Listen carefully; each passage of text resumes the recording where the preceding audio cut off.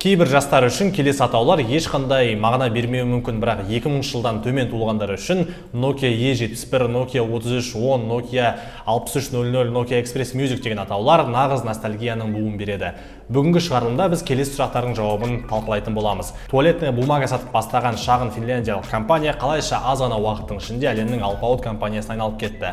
Microsoft, Nokia, Elap бұл үш есімді не нәрсе біріктіреді. Және де 2000 жылдың басында 200 миллиард долларға бағаланған Nokia компаниясы қалайша 10 жылдың ішінде 30 есе арзандап кетті. Осы сұрақтардың жауабын шығарылымды соңына дейін тамашаласаңыздар алатын боласыздар. Бұл танымдық канал. Бүгін біз балалық шағымыздың хит товары атанған қайталанбас туындысы болған Nokia телефондары жайлы, Nokia компаниясының өрлеуі және құлдырауы жайлы талқылайтын боламыз. Шығарылымды бастамас бұрын менің Instagram парақшама және TikTok парақшама тіркеліп кетіңіздер.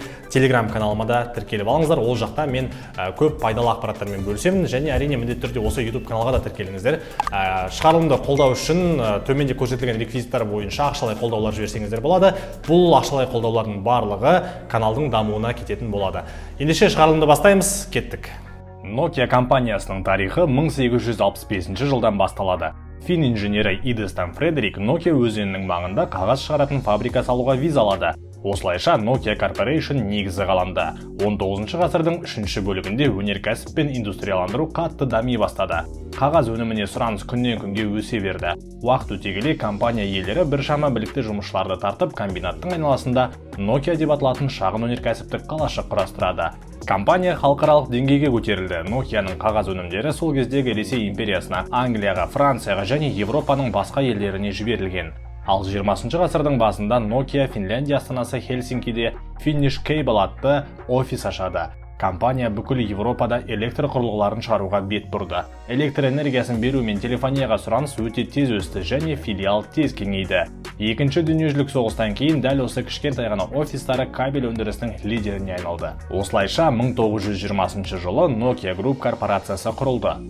Алғашқы радиотелефон 1963 жылы, ал ақпарат тасымалдайтын модем 1965 жылы жасалды. 1981 жылы Финляндия мен Швецияны қамтитын ұялы байланыс желісі құрылды. Бұл мобильді телефондардың қарқынды дамуының бастамасы болды. 1987 жыл компания сол кездегі ең жеңіл ұялы телефонды жасап шығарды және осылайша конкуренттерден нарықтың үлкен бөлігін жеңіп алды.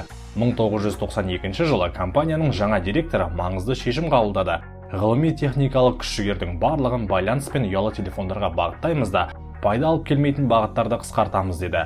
Дәл осы жылды Nokia-ның жаңа дәуірінің басталуы деп айтуға болады. 2000 жылы Nokia әлемдегі телекоммуникация компанияларының арасында көшбасшы болды. Бірақ бәрі бұлай жақсы жалғаса бермеді. Көп ұзамай компанияның құлдырауы басталды. Фин гигантының құлауы соншалықты тез болатынын ешкім болжай алмады. Бір қарағанда Nokia-ның нарықтағы позициялары мүлдем жылжымайтындай көрінді. Nokia, елестетіңізші, жылына 250 миллионнан астам телефон сатқан. Және де Nokia-ның компанияның обороты Финляндия мемлекетінің жалпы ішкі өнімінің 5-тен 1 бөлігін құраған екен. Және де бұл шамамен енді жылына 200 миллиард доллар болса, салыстыру үшін Mercedes-Benz пен Toyota компанияларын қосқан кезде де Nokia-ның оборотына жетпеген екен. Осындай ірі компания болған және де ол компания осылай тез құлдырап кетеді деп ешкім болжай алмаған. Осылайша 2013 жылы Nokia-ның телефон шығару бизнесі Microsoft компаниясына небәрі 7 миллиард долларға сатылған. Біреулер бұны аз дейді, біреулер тым Nokia үшін көп дейді. Енді 7 миллиард доллар әрине сол кезде 200 миллиард доллар жасап жүрген компания үшін өте аз, бірақ бір жағынан Nokia-ның жолы болды десек те болады, себебі ол заманда сондай тоқырауда жүрген компания үшін ондай ақшаны көп ешкім төлемейтін еді. Және де Nokia енді өзінің өмірін әрі қарай жалғастырды, бірақ тек Microsoft-тың бір бөлігі, бір филиалы ретінде ғана. Айтпақшы, неліктен именно Microsoft сатып алғаны жайлы видеоның соңында толық айтылатын болады, күтіңіздер. Nokia-ның сәтсіздігі жоғары технологиялы нарықтың қаншалықты құбылмалы екенін және дер кезінде әрекет істей алмайтындармен не болатынын айқын дәлелі болып табылады. Бір кездері орнынан жылжыту мүмкін емес саналған компания аз ғана уақытта қалай құрдымға кетті? Жауабын бірге іздеп көрейік. Nokia-ның потолок болған кезі 2007 жыл. Ал сол жылы Apple компаниясының iPhone-ы нарыққа кірген еді. Сәйкестік деп ойламаймын. Осылайша ұялы байланыс нарығында смартфондардың дәуірі басталды. Қарапайым кирпичный телефондардан адамдар жалығып кетті де, қалтадағы шағын компьютерге арналған смартфондарға көңілдері ауа бастады. Фин жігіттері нарықтың болашағы смартфондарда екенін білмеді деп айту қиын. Мысалы, Nokia 1996 жылы Nokia Communicator 9000 моделін алсақ, ол қалтадағы шағын компьютер концепциясына негізделген. Бірақ бұл ерте жасалған старт болды, себебі ол телефондардың батарейкалары әлсіз болған. Экрандары черно-белый және мобильді интернеті өте баяу еді. Смартфондар әлем бойынша тез тарап жатқанда Nokia нарыққа бәсекеге қабілетті өнім ұсына алмады. Нәтижесінде клиенттердің санасында Nokia телефондары простушка болып қалды. Халық арасында iPhone-ды құлатсаң экран сынады, Nokia-ны құлатсаң полың сынады деген әзіл тарап кетті. Бәсекелестік аяусыз болды. 2007 жылы iPhone-ның тұсаукесері кезінде Nokia-ның нарықтағы үлесі 50%-ды құраса, 2012 жылдың соңына қарай ол 4%-ға дейін төмендеді. Жағдайды реттеу үшін 2010 жылдың аяғында Nokia-ны Microsoft-тан шыққан Стивен Эллоп басқаруға келді. Тарихта алғашқы рет компанияны шетел азаматы басқарды. Көбісі антикризис менеджері Nokia-ға Android орнатады деп күтті, бірақ Эллоп компанияға ерекше жол таңдады. Ол Nokia-ның операционный системасы Symbian-ды жауып, Windows Phone-ға арналған операционный системаға көшті. Бұл әрекетті сәтті деп айту қиын, себебі Windows Phone операционкасын орнатқаннан кейін Nokia әлемдік телефондар нарығында тек 3,7% ғана сатылым үлесін иемдене алған. Ал Google компаниясының Android операциялық жүйесі жалпы нарықтың 79,3%-ын алып көш бастап тұрса, одан кейін 13,2%-бен Apple компаниясының iOS операциялық системасы тұр.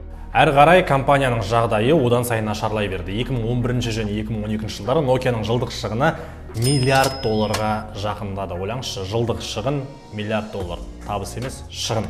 2013 жылдың бірінші жарты жылдығында компания жарты миллиард евроға жуық таза шығынға кіріп кеткен.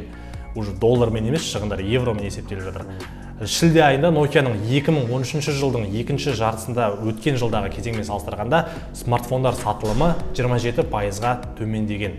Бұл Nokia тарихының соңы болды. Компания осылай құрдымға кете берді. Microsoft Nokia-ның телефон бизнесін 5 миллиард долларға сатып алды және финдік компанияның патенттік портфолиосы үшін тағы 2 миллиард доллар төледі. Осылайша 7 миллиард долларға сделка жасаған.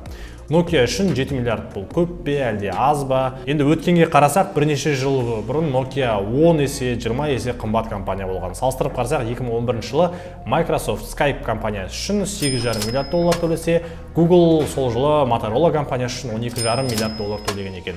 Бұлай енді салыстырмалы түрде қарасақ, ұтымды сделка сияқты. Бірақ болашаққа қарасақ, бағасы соншалықты аз емес сияқты. Nokia-ның телефон бизнесі төменге қарай құлай берді. Және бір жылдан кейін компания үшін біреу осындай ақша төлеуге дайын болар ма еді? Кім білсін? Финляндияда Nokia компаниясының басшысы Стивен Эллопты Троян жылқысы деп атады. Троя фильміндегі ат естеріңізде болар. Яғни Эллоп Microsoft-та жұмыс істеген және Nokia-ны құтқарамын деп келіп, керісінше құрдымға жіберіп, кейін компанияны Microsoft-қа сатылуға мәжбүр жағдайға әкелген. Ол Фин компаниясын іштен бүлдірді.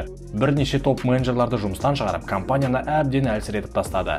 Ал бір жағынан алып қарасақ, Эллоп Nokia-ны банкроттықтан және үлкен қарыздардан құтқарды. Және ол Фин компаниясының мәселелерін Microsoft-тың мойнына жүктей алды. Яғни Microsoft Финляндияда және әлемнің басқа елдерінде жұмыс істейтін Nokia-ның 32 мыңға жуық қызметкерін өз қарамағына алды. Осы сделкадан кейін финдік компанияның өзінде көптеген активтері қалды. Өйткені телефондарды сату Nokia табысының 50%-ын ғана құрайды екен. Фин компаниясының бизнесінің табысты бөлігі ұялы байланыс желілеріне арналған жабдықтарды өндіру болып табылады. Сол бағыт өткен жылы Nokia-ға 18 миллиард доллар табыс әкелген.